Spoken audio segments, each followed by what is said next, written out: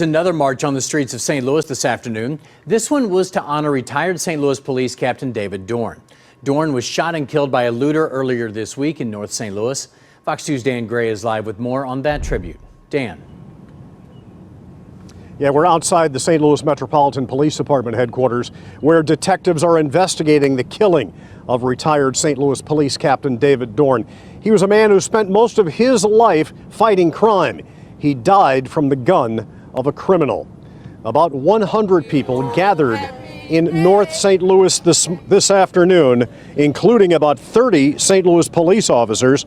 They marched arm in arm down Martin Luther King Drive to remember and honor Captain Dorn. The march began outside Lee's Pawn and Jewelry Shop. That's where the 77-year-old Dorn was working security for the shop when he was shot down on the sidewalk during the looting early Tuesday morning. Dozens of friends, family members, and strangers took part in this tribute. Police officers who remembered him as their superior, and a shoplifter who said Captain Dorn helped him turn his life around.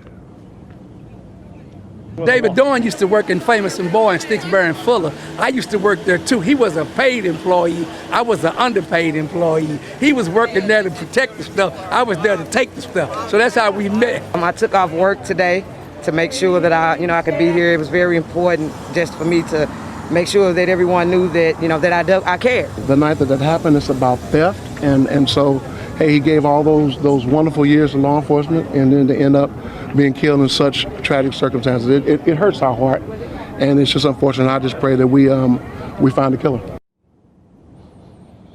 Now, Captain Dorn's wife and son did not take part in the march. Some other family members did. His sister-in-law and his nieces were marching down Martin Luther King Drive today.